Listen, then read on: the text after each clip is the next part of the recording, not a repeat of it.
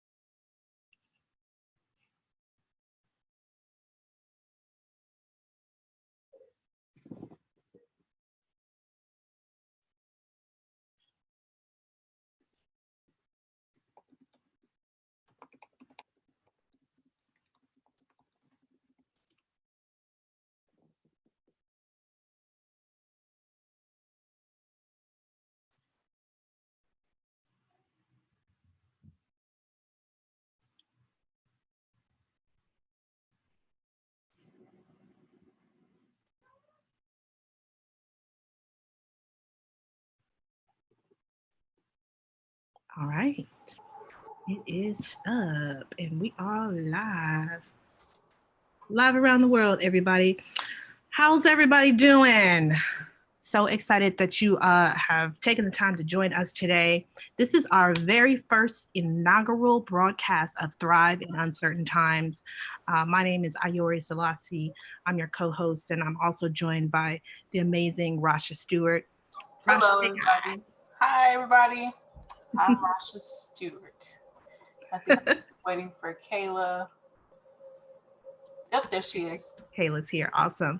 Okay, so, I wanted to just give a moment to start out here before we jump into the discussions. Of course, I want to introduce myself. Um, I'm Ayori Selassie. I'm from the Bay Area, Oakland, California. Um, I work in technology. I grew up in West Oakland, was fortunate enough to arrive at a career in technology, doing artificial intelligence for major companies. And, you know, I haven't forgotten where I come from. And so this experience that we're going through right now, this crisis, has really been on my heart in a heavy way. And I had to take a moment to really think about what I was going to do. And even before I could do that, I had to first check in with myself and see if I was okay and make sure that my family was okay, make sure my children were okay, and that in and of itself was real struggle. And for as hard as I fought to gain the access and the privilege that I'm really grateful to have now, I really realized that there are so many people that are having major struggles through this experience, and many of them are friends of mine. And so I wanted to do something where we could get together and we could support one another. Um, because they say a community that doesn't come together in crisis falls apart. And so think of this as our community. This is one of our communities. You are welcome here. You are safe here. This is a safe space, and we are being broadcast live around the world. So make sure you know that. But you're welcome here. And what we want to come out of this experience is a way to support folks. So again, I want to give my co-host Rasha Stewart a chance to introduce herself, and then we're going to introduce our amazing guest speaker. Thank you. Hello, everybody. Thanks for joining us today. I reside in Oakland. I'm a new mom. I'm starting my tech career and I'm beginning as an entrepreneur. So this is exciting, and this is our first webinar. So I just want to get into things, introduce Kayla. I'm excited to have met her. How are Yeah. you doing, Kayla? And before we bring you in though, Kayla, I got to take a minute and just really underscore how special it is for us to have you with us today. Um, I was introduced to you through my cousin who lives in St. Louis. I was talking with her about how young Black women such as ourselves could come up, could rise up, overcome all the myriads of challenges that we experience. And I was talking to her about Life Model and Life Model Canvas and what I wanted to do with it. And she said, you know what? You need to talk to Kayla Lee. And she said, you need to talk to her because she's amazing. And she just raved and raved about you. And I said, all right, send me her LinkedIn. I'm going to check her out. I'm going to check her out. And I'm going to tell you, I checked out a whole bunch of different people who specialize in human performance and human potential. And I've had conversations with very many of them. But when I had a conversation with you, Kayla, I had chills. I had chills because you gave me such consultative, salient advice. It was sound, and I felt a real authentic connection. I felt like this is a woman who looks to take care of people and to do people right. And as soon as I thought about doing this series, you were at the very top of my mind. Mhm. And so I'm really honored to welcome you to this community, and I'm really grateful that you could take the time to join us today. So Kayla Lee, amazing, and I mean, this is a woman from Harvard, Fulbright. I mean, just like her credentials are just out of sight. You wouldn't believe that she was as gracious and cool as she really is. So we're happy to have you. Thank Feel you. free to say a few words. Thank you. I'm just so excited that we have this space where we can come together and have a conversation about something that's impacting all of us. And so thank you so much for that beautiful introduction. So Awesome. Um, so you also spent some time in Oakland, right? yes. We were hearing about it. It's kind of interesting. Like I just found out in this last conversation that you were working at a school helping young folks literally across the street from my house. So it's crazy how tightly connected we are in terms of network and experience and passion. It's really wonderful. Mhm. Um, okay, so um, before we jump into our conversation, though, I want to just take a moment of silence for all the folks that are out there suffering right now. I'm getting calls every day from people with various different experiences. So um, you can use this silence however you feel. For me, I'm going to do a prayer and for the folks that are suffering, for the folks that have been laid off, for the folks that are looking for their next step, that are struggling, and also for those folks who have opportunity and access and are looking for a way to lend that opportunity and access to others who are in need.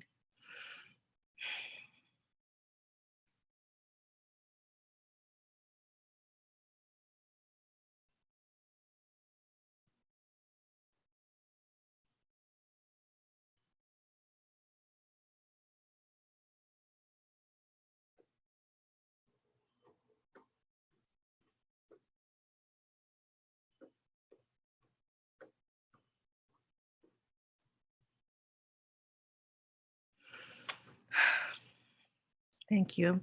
And thank you all for joining this conversation. Um, so let's go ahead and hop into this conversation now. Um, when a crisis occurs, and this is unlike anything any of us has ever experienced, the first thing we have to do is check in with ourselves. So I actually want to do that with all of you on the call. How are you doing, and how are you coping and managing through this crisis?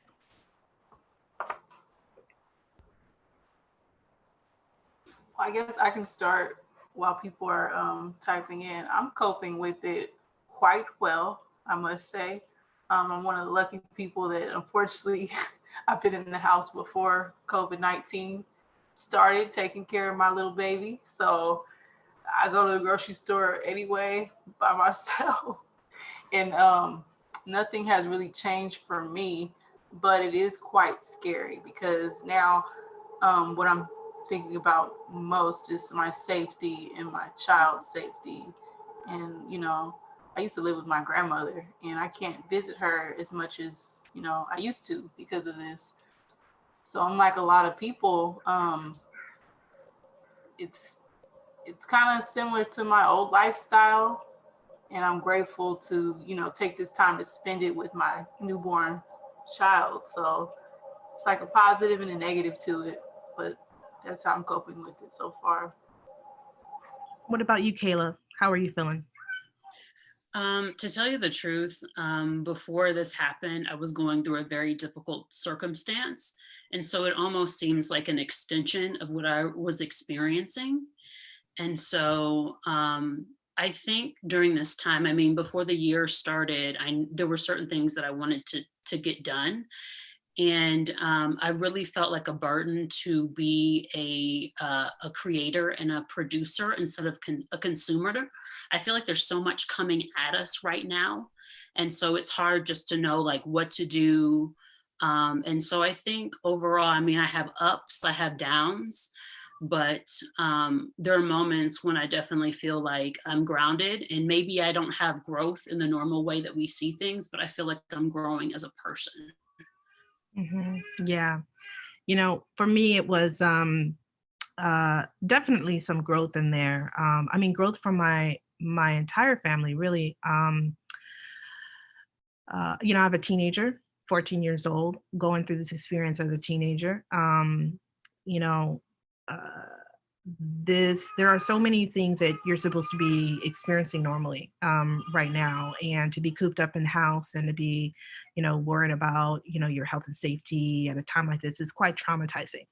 And I think a lot of people are traumatized right now, and I can certainly speak for myself. There were some moments where I just literally had to go ahead and let myself cry. Like I was crying in the closet because that's where you cry when you have kids. Because you can't like really break down in front of your kids, and I was just like, what's going on here? How am I going to pull myself together? And it was certainly just prayer, and fortunately good friends that I could call on and just say, hey, I'm really not doing so well through this right now. And so today, I'm fortunate. I'm really looking. I've started the process of adjusting, but I know we have a long road ahead and we've got a lot more adjusting to do. So I'm going to keep leaning on my community um, as new stuff comes up.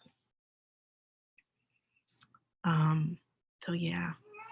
I wanted to add to that too. I mean, like I had a moment, I want to say last week, when I just started feeling overwhelmed.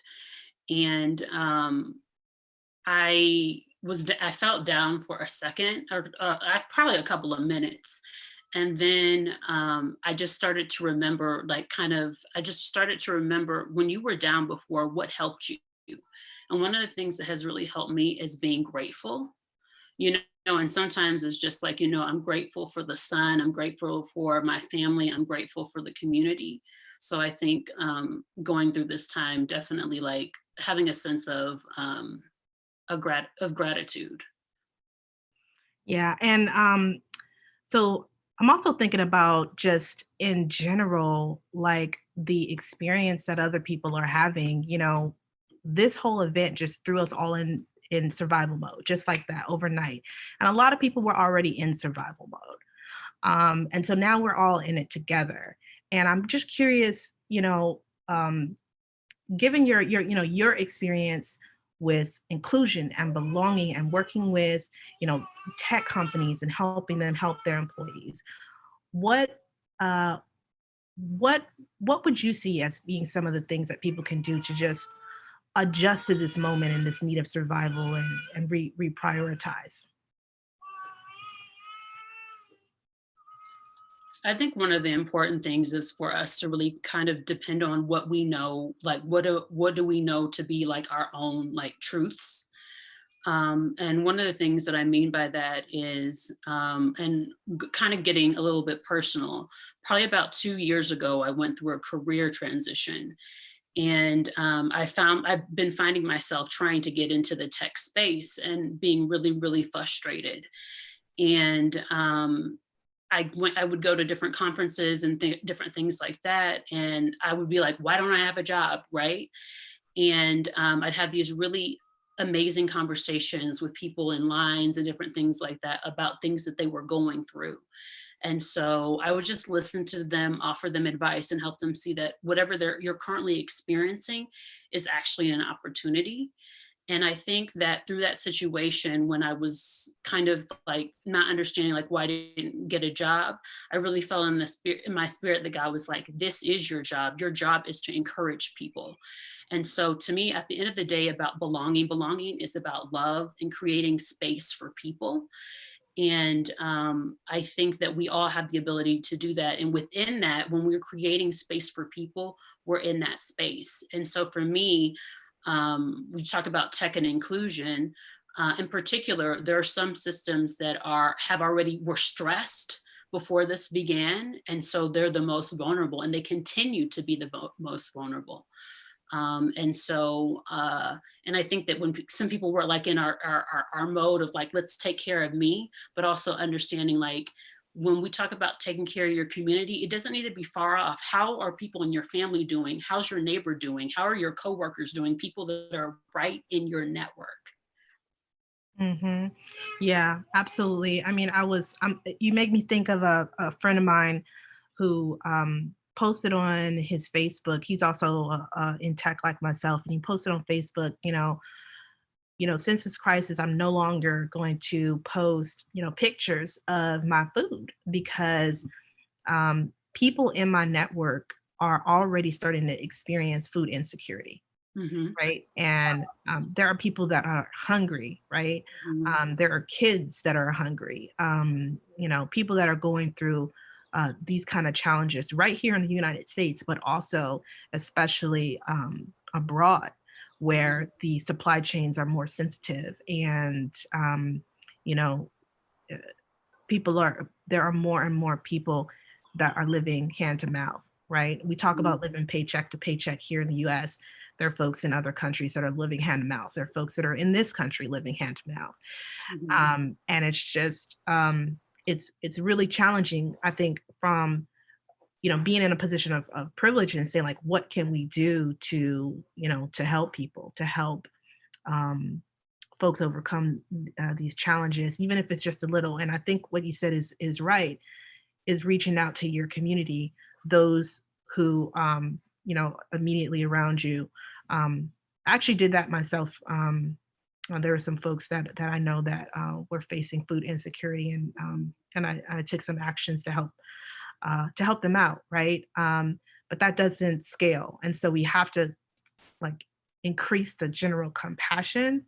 Um, I think on everyone to do their part. And what we're seeing happen out there right now is actually the opposite. We're seeing people hoard, and we're seeing people take things that they don't need. Mm-hmm. And that just really has to stop. And we haven't really gotten the right message or the right tone, I think, from our leadership to help that shift to happen. Mm-hmm. I mean, yeah, back to what you were saying. I mean, talking about food insecurity, working in East Oakland, it was something that people were already experiencing.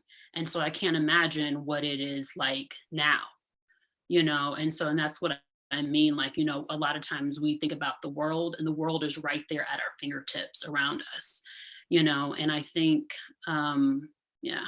So, I mean, something that has been helpful for me is like understanding, like when I'm going through a difficult financial situation now, is also like, if you want to quote unquote help someone, make sure that you're actually asking them what it is that you need. Like I had an experience where I had a friend that was just like, hey, let me send you some food. And I was just like, actually, what I could really use is groceries.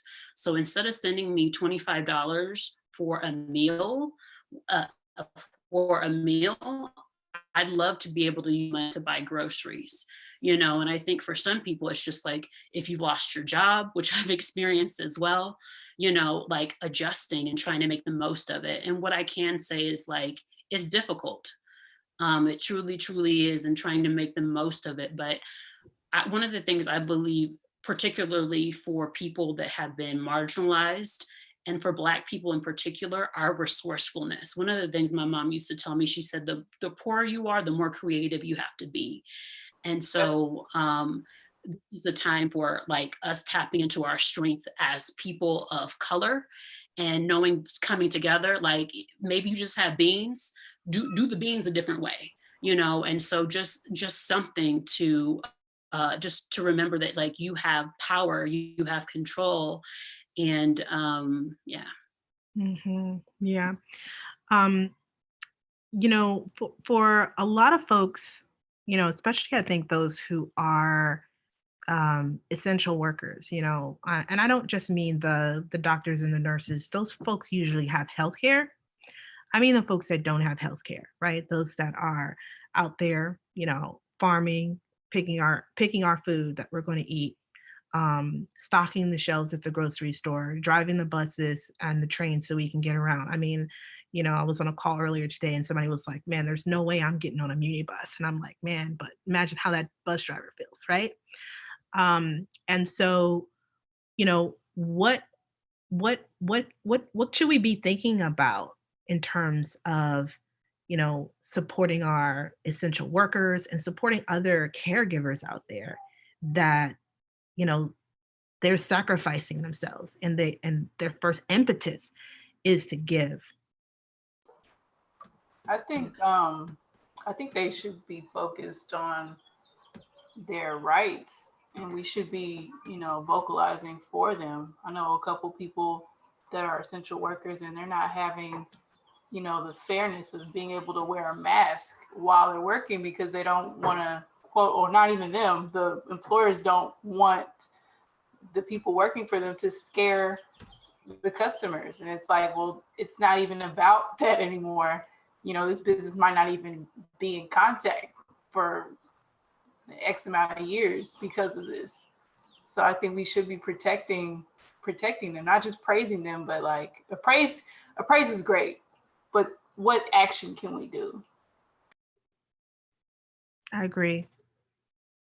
I'm seeing a lot of praise out there, but I don't know that that's necessarily going to help you, you know, get through the day, when you really just need a mask or you need a day off, You just right? mask Or you exactly, need or a day somebody to off. take care of Right. your kids, right? While you're working. I also think something to keep in mind is that there are people that were traumatized before. There are people that are being traumatized now. Like, it is the support that they need, just not just currently, but also in the future. Because what happens is the same thing when somebody passes away. When someone passes away, everybody comes around them, and it's like, hey, we got you, and then they tend to forget. And I think the impact of what we are experiencing, there are some that will still be living it for years. That's a great point. That's Mhm. a great point. We can't just help someone temporarily. We need to have a plan. And if I'm not mistaken, I don't think America had a plan, or even the world had a plan for a pandemic like this. Mhm. Probably stuck so much on, AIDS happening, where we're forgetting about, other diseases that could exist, and what are the next steps. I think we're Yeah. all panicking, but how big is this, or how small is this? Mm. Mm. Yeah. Good points. In terms of the trauma that people are experiencing right now, this is something I've been thinking heavily about, right? I'm a huge, proponent for therapy. I think everybody should have somebody to talk to when they just listen to them. Right. But not everybody has access to that kind of therapy or that kind of support. So, like, what is out there? Like, are there organizations out there? Are there resources out there, or is it really that hard to come by?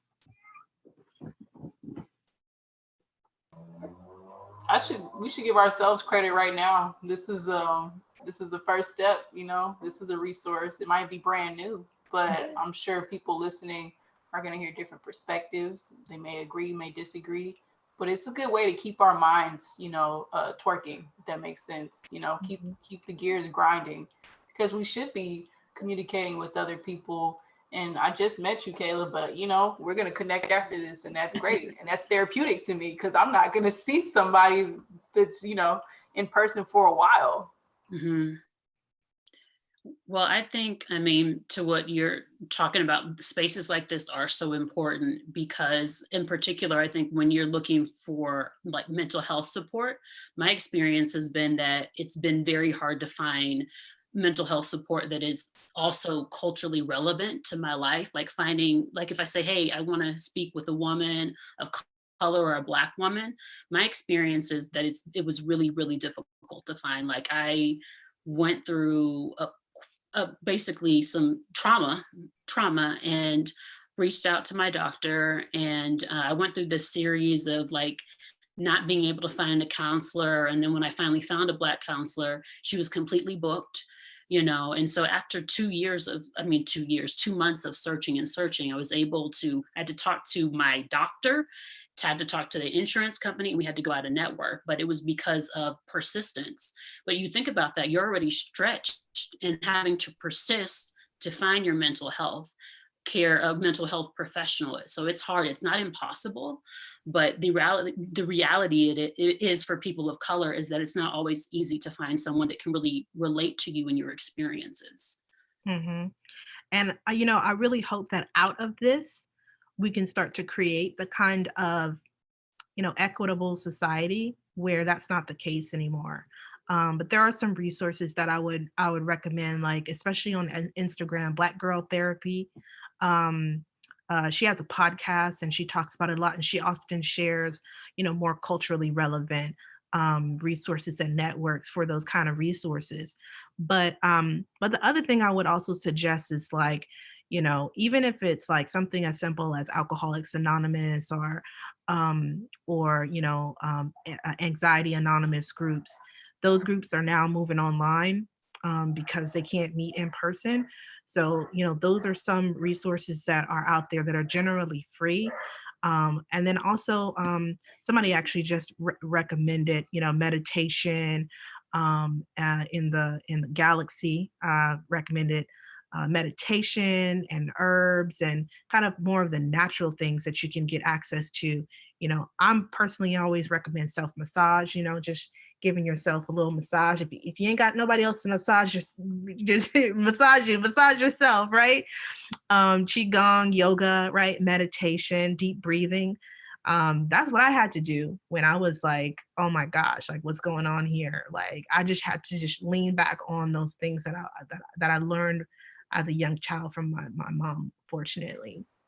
It's interesting you brought up people having alcoholism as like an issue. Right now is the biggest time where people are drinking, so I hope that they do take advantage of Mhm. the opportunity to get some guidance for that. We might just be casually doing it, but after all this is over, we might have some heavy hitters that are still going to continue to do it because it's impacted them so much.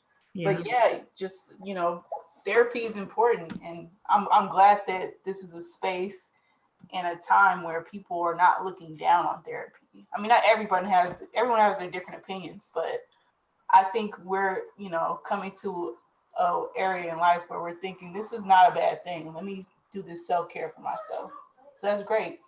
Yeah. Yeah. And also, making sure that you leverage those resources that are available if you're experiencing any kind of domestic violence. Um, you know, um, a lot of that is going on right now too, because people are stuck in homes with some folks that are toxic and unhealthy. And so, my advice just to anybody listening in right now is uh, if you are not in this, if you're not experiencing any of this personally, to raise your awareness about these kind of things, because you're going to start hearing about it. And what I don't want to see happen is folks to say, oh, well, that's your fault. Or why didn't you just do this? Or why didn't you just do that? But instead that we can approach it with compassion, and we can start to support some of the organizations that can help people recover during these times. But yeah. I also want to interject too, like there's a lot of spiritual organizations that are doing things to help people during this time. And I know for me, when I couldn't find a counselor, I also had to, I reached out to a church and I was eventually able to find counseling, and so there are some barriers to counseling. Some people don't really know what it's like, and one of the things for people that might seek mental health care is to know that when you finding a counselor is like building a relationship with someone. So if you initially go to someone, you have a couple of sessions and you're not really connecting with them, then it's okay to say, hey, we're not really connecting until you find someone. And so I also want to say that there are programs too that offer support, mental health support, that aren't as expensive or don't have any cost. Because so there's barriers, right? So we're like, hey, it's available, but it's like, where do I get it? Where do I go? And so definitely, if you are a part of a spiritual organization, reach out to them. And if they don't know, if they don't have one currently, like in your church or your synagogue or your mosque, then go and ask them what could they recommend. Great advice. And so also I want to transition because, Kayla, you're really an expert on, on inclusion, and belonging in the workplace. Um, and that's another area where I think um, inequity exists. The employment gap is affected there. There's still quite a bit of structural racism um, that is, causing the best employment opportunities to be primarily homogeneously uh, white or white adjacent Mhm. and privileged. And so I want to start talking a little bit about that and how this experience that we're going through right now is affected by that. Um, Specifically, those who are doing well and how they can help on what they should be thinking about during this time. Would you like me to respond to that Yeah, or? yeah. I'm Okay. I'm thinking about the blog post that you wrote on Okay. LinkedIn, the one where you were talking about um, guilt, people Mhm. experiencing guilt during this time if they're doing well, versus you can Okay, talk yeah, I about know it. what you Yeah. yeah. So yeah, I wrote a blog post. It was basically for a friend of mine that is doing well during this time. And the reason why I was asking is because I'm not particularly doing well, but what I do want to say is like when you have empathy, it gives you the ability to step outside of yourself. Right. And so I kept on hearing, hey, people were struggling with basically what it was guilt. And so the blog post was to speak to her and other people to say, when you start feeling the guilt, where is it coming from? And so sometimes it's actually false guilt, like you don't have a reason to feel bad. And it's an opportunity just to feel grateful, and or it's an opportunity to reach out to other people if you have the bandwidth and the capacity to do so. And when you say doing well, just because somebody is financially quote unquote secure doesn't mean that they're doing well. And also the other way is true as well. So when you said doing well, I was trying to figure out, because I think all of us, since all of us have been impacted, we there are people that might have like their home life is pretty good but their finances aren't good, right? And so I think there are struggles all around. Yeah. And I also have been kind of challenged just watching some of the ways a lot of different corporations are kind of responding during this time, and you know, uh, uh, and many of them are really trying to be helpful. But also, I noticed that the same thing that we have been reporting in terms of um, the tables not being inclusive, the people at the seats of the table not being diverse, we're seeing that happen again. And actually, I would say even worse than ever. I think this whole time that I've been watching, companies put on programming, I saw one Black person come on and speak. And that means, like, of everybody who I've seen who are getting paid, by companies that are doing well, by leaders that are doing well, only one of them were Black, right? That's a problem. And I really think that we need to be thinking about how, the companies that we work for, the companies that we support, that we make it clear to them that we expect their response to um, to be full of diversity, um, because if you're tapping only people who are doing well, in this situation, and paying people who are doing well to help you during this situation, you're a part of the problem. I agree. I mean, it's the same thing that I saw when I was working in East Oakland at a school. A very large tech organization came and, adopted our school. And at one point, there was this movement to some type of an initiative to create a kitchen. And in my mind, I'm like, as a teacher, I'm like, why are we creating a kitchen when these children can't read? Right. And so it's just like they have a free and reduced lunch program, they have a cafeteria. And so to me, that is not a new issue. And so what happens is, like, again, like I was talking about the same thing, like with the friend, really understanding the need. The people that need to make up those committees are the people that live and work in the community. And so don't assume what it is that people need. You need to form community and corporate partnerships. And that's one of the things that my company helps corporations do. And the expectation is, and this is another thing that happens, there are people in the community right now that have the ability to help. Those are the people that you should be paying for. One thing, number one, pay for their expertise. Second of all, is because they would benefit from the money. And third of all, when you give to them, you give to the community, because the money is not going to just stay with them, and the knowledge doesn't just stay with them. It goes back into the community. So to me, when you're giving to a person, when you're giving to an organization, it's the same way with an investment. You want your return on your investment. And to me, and giving it to people that aren't going to hoard it again, but it's going to go out into others, I think is just so important. But it's been like that. I mean, you see that with contracts, you see that with who's in the workforce. So it's an ongoing problem that is just, it continues to be a problem. Yeah. I mean, I really feel like the corporate way of hoarding toilet paper is to hire your friends with deep pockets. It's the same thing. If you have budget, if you're putting on programming, if you're doing anything, if you're trying to do outreach and you want to, help with food insecurity, um, support local organizations that have their feet on the ground, right? The Red Cross and these organizations are great. You can give some to them too, but don't lean in so heavily that that's the only place where you're providing aid, because you know there are organizations that are on the ground, and it goes directly into the hands and into the mouths of the people who need it the most.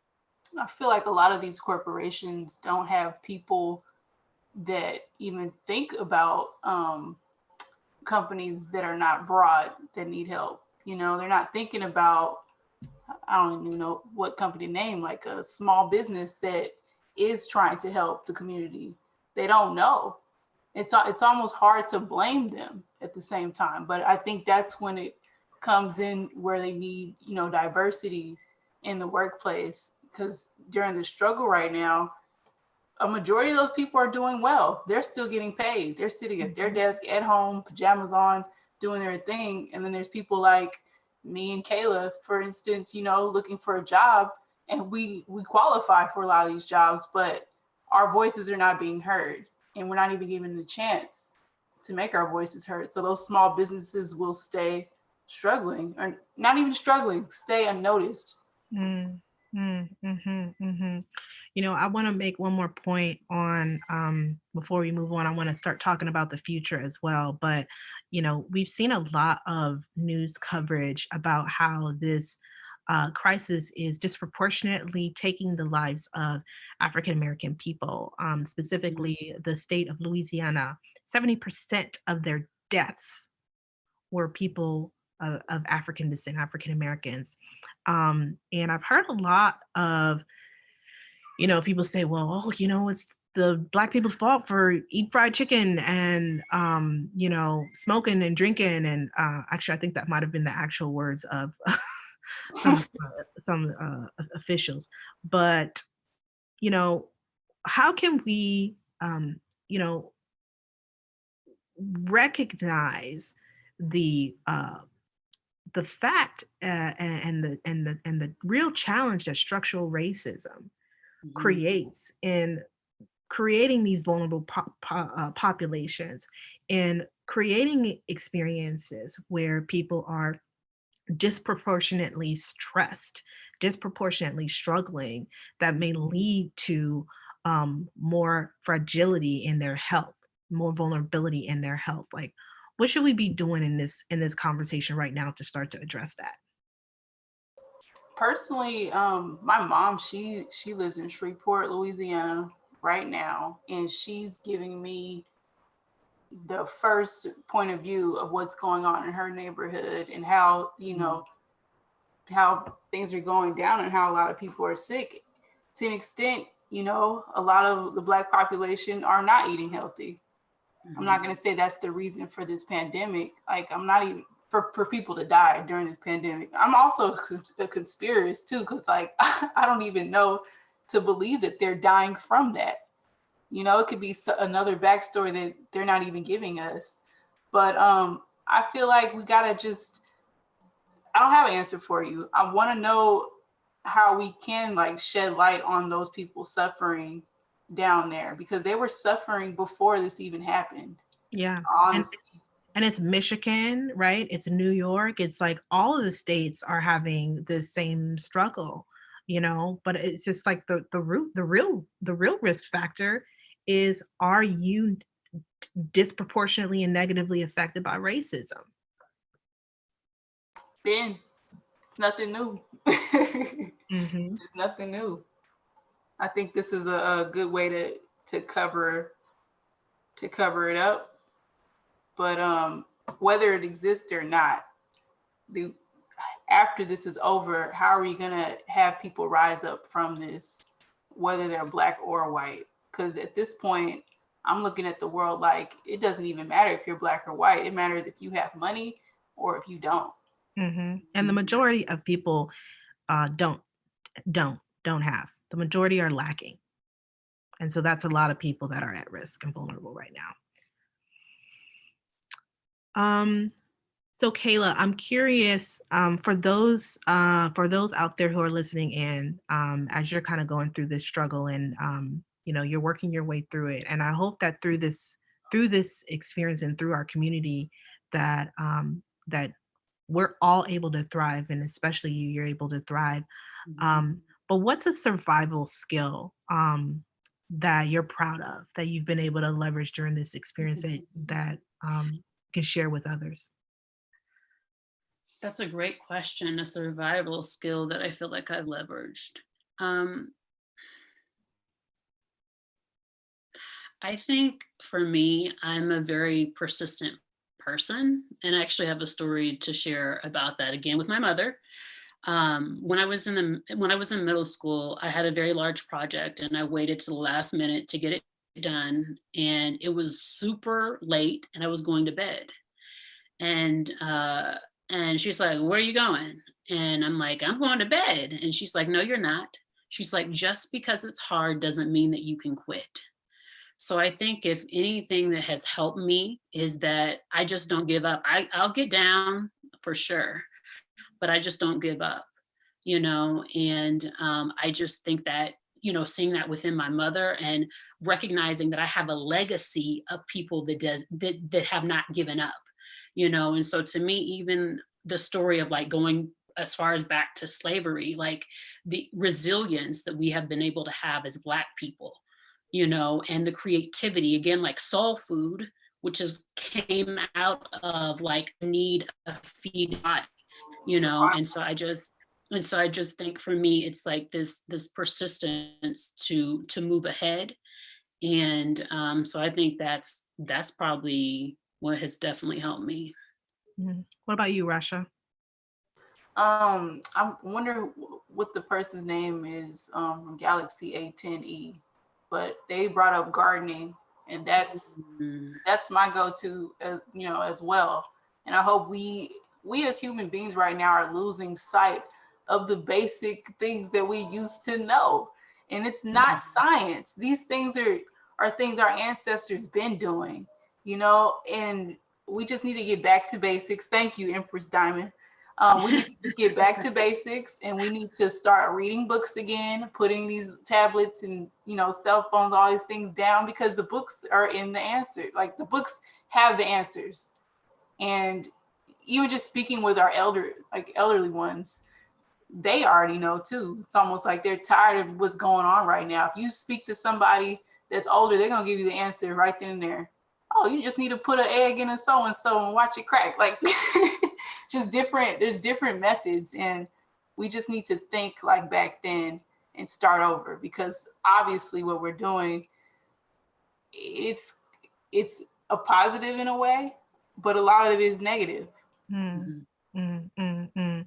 Yeah, indeed. Yeah, gardening is definitely a great one. I'm doing that too, actually, and I don't have very much space. I have a little balcony, and so I've been gardening in containers, actually water bottles. You know, I kind of fell back on like all those old school survival skills, like stuff like we talked about when we was like little kids growing up. Like, what if something went wrong? Like, what would you do? Oh, I would just grow my plants in a crystal geyser bottle. Like, I literally have crystal geyser bottles on my on my balcony right now with my little seedlings and stuff. And so I'm definitely got my garden going. And but I would say my number one is really for me is prayer. It's definitely prayer because through the birth of my children, through every crisis that I've ever experienced in my life, I've been able to connect, with a higher power through my spirit, and we all have, the ability to connect with that, if we have faith. And so that's really been helpful for me. Um, And what else? What are there any other kind of practices that we could share that might help our listeners to not only survive, actually, not I want to Mm, go beyond survival, mhm. but what are some practices that can actually help people get to that point where they're thriving again? Honestly, I definitely think it's self-care. You know, Empress mentioned that she's a mom, and many of us occupy spaces where we're caretakers. And so I think what's so important is to make sure that we're taking care of ourselves, because I think it's very easy to, feed someone else versus feeding ourselves. So I really do believe that self care is important. Another part is just having self grace, being graceful with yourself. Towards the end, I really want to share a section of this book, and a part of it is talks about being an amateur. No one is an expert on COVID. No one is. It's so new. No one can say, "Hey, I know how to do this thing," right?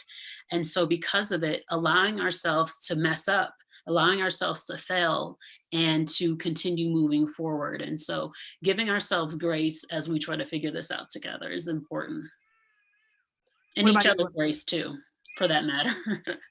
Yeah, great. By the grace of God, right? There goes I. So 100%. What about you, Rasha? What do you think are some good feedback for folks to help them thrive again? I think we need to, just based on the conversation we've been having, I think we need to all practice having empathy, and thinking less about ourselves and thinking more about others. Because, like you said earlier, your friend, he decided he's not going to post food anymore. I've been trying to figure out what kind of business to start for myself, and I'm thinking, oh, I should do something that has to do with food, making food. But I'm not thinking about these kids that aren't eating, and even before this, they weren't eating. We can't save the world in one night, but just thinking about what other people could possibly be going through it's gonna reflect on the way we move every day. I feel like. That's the truth. That's the truth for sure. And what is your hope for the world after this experience is over, after we've passed this crisis? What is your hope for the world? I'll start with you, Kayla. Yeah, I mean, one of the things I hope is that we will come out better people. I think we have the opportunity to do it.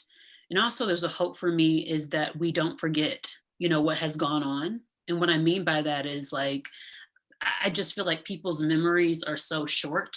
When things kind of get back to normal, we forget the quote unquote essential workers. We forget the people that have experienced this trauma. So my hope is that we don't forget those people.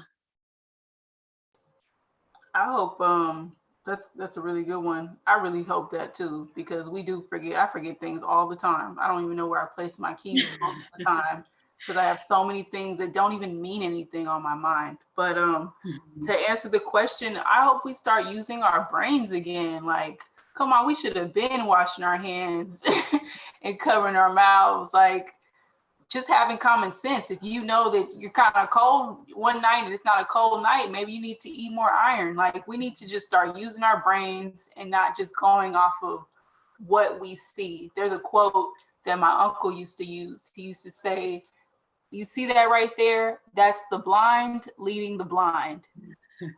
And that's not going to get us anywhere. If we keep depending on what other people are doing, that's not going to benefit us or benefit the community as a whole, then we just need to look at ourselves in the mirror and use our brains. That's it.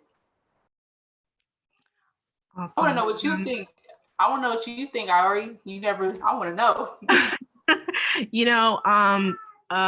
I believe that this crisis is uncovering everything that has already been wrong in our society. It's uncovering all the things that we've been doing incorrectly. And, I hope that we can make our society more equitable, like truly equitable, where it doesn't matter if you were Black, white, Puerto Rican, whatever, you know what I'm saying? That you can, rise to your potential, and you don't have to, you know, um, go over all these extra hurdles just because you're Black, or extra hurdles just because you're a woman, right? Or extra hurdles just because you came from a certain zip code. Like, that's not right.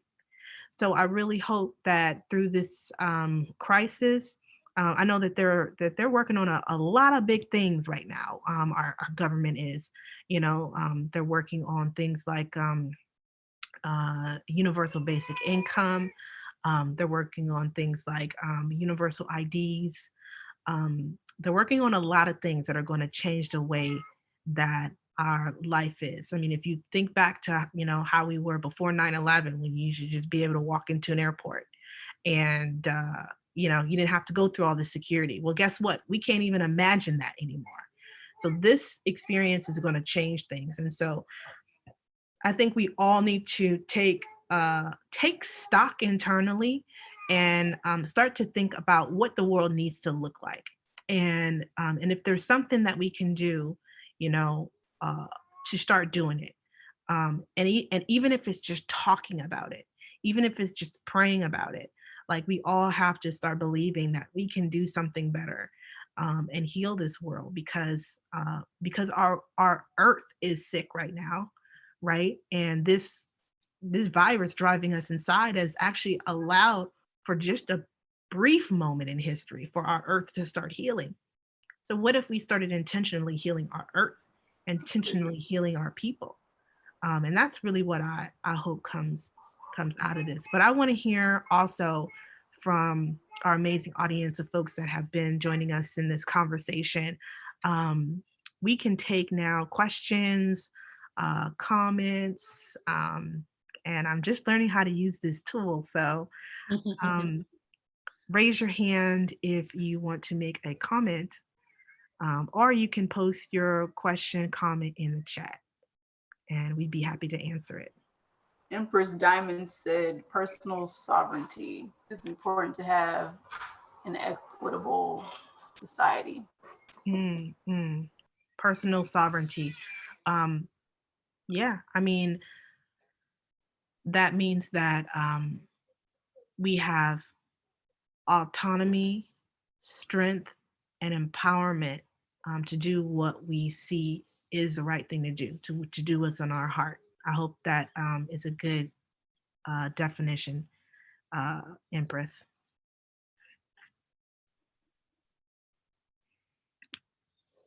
Well, as we're getting, are we getting more things? I'm just checking to see what we have coming in. How are you ladies staying connected to your strength? Tejas, by Tejas, thank you. Thank you for asking. To me, I have to stay connected.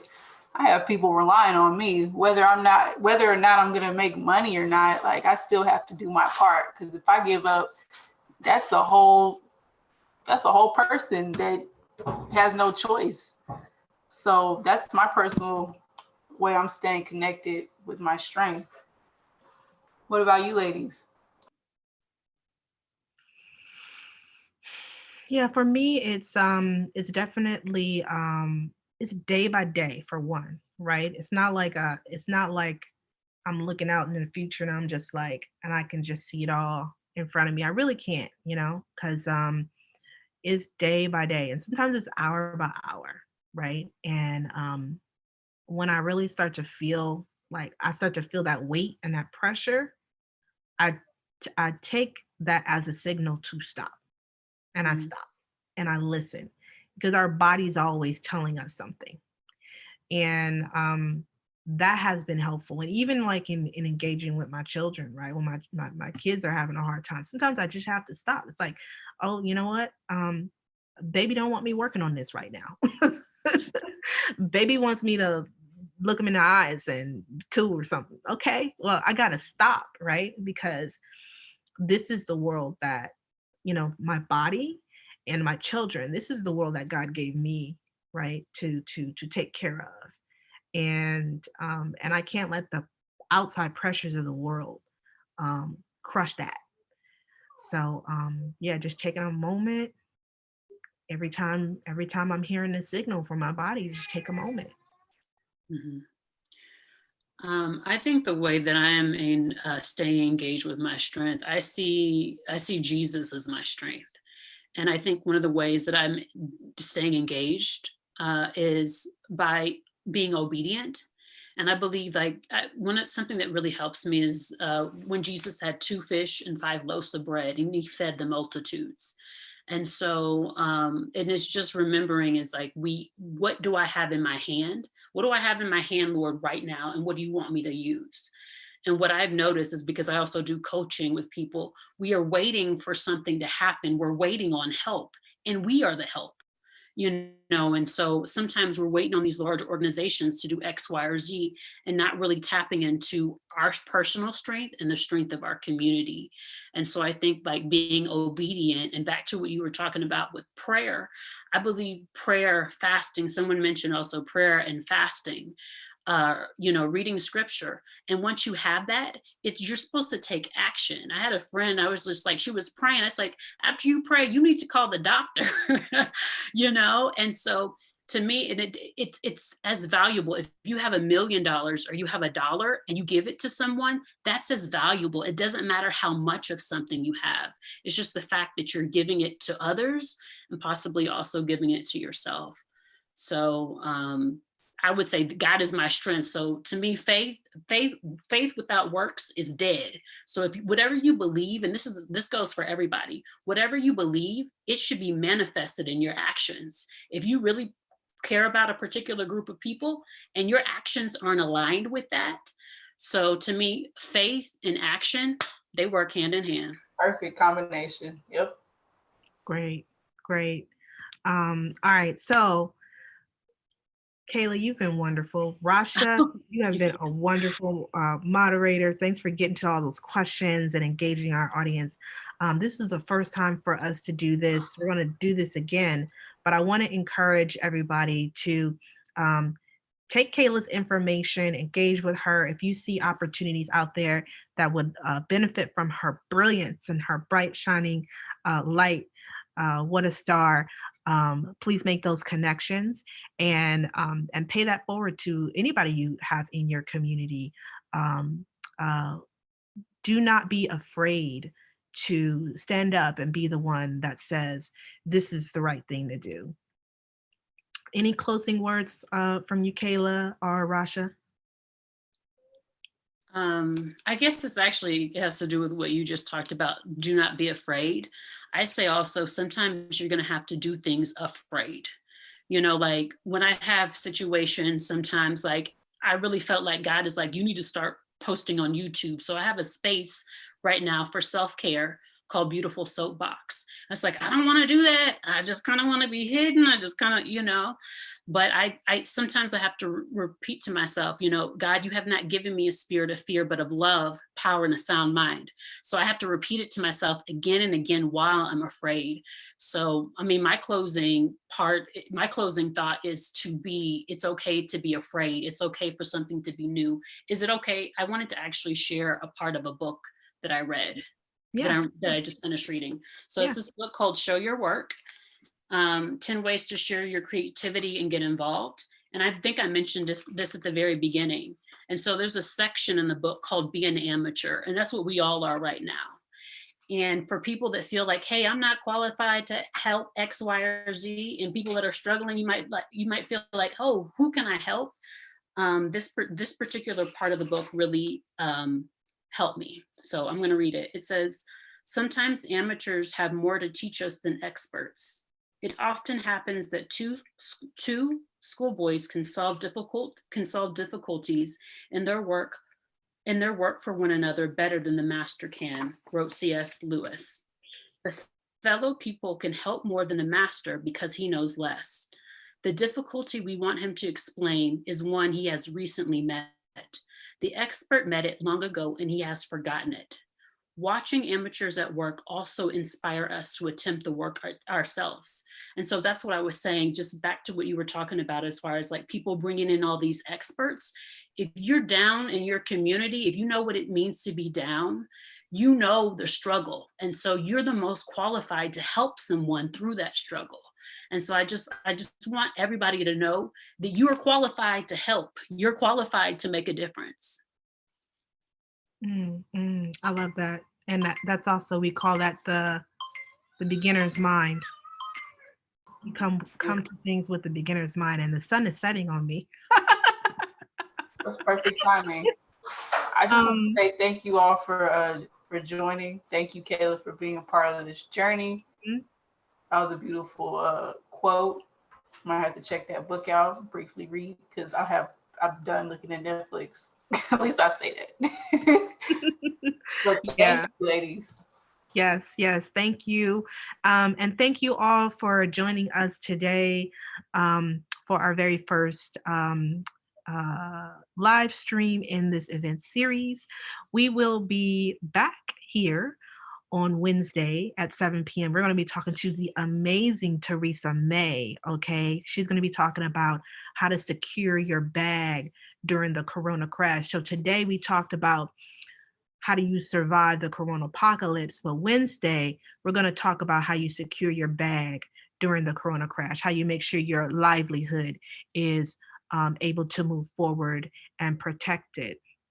And then on Friday, I have some amazing friends of mine, Sita Davis and April from The Moon Is My Calendar. We're going to be talking about how you leap from surviving to thriving. And so these are all great friends of mine that have been very helpful to me at different points in my life. And I'm really happy to be able to share them with you. Hope you join us again on Wednesday. Wait, sorry. What was the name of that book one more time before we get off? That was a beautiful closing. I'm sorry. What was the name of that book? Show Your Work. Awesome. Okay. I think you mentioned with trying to go into entrepreneurship, you're thinking about it. I say try it. And this is a really great way of just remembering to like document your work. So I can actually, I'll put the information and I'll drop it in the chat now. Thank you. And thank you. Thank you, Kayla. Thank you for your wisdom. Thank you for your light. And thank you all for joining us. And we'll see you again on Wednesday. All Have right. a good night. Bye, you guys. Good night. Bye.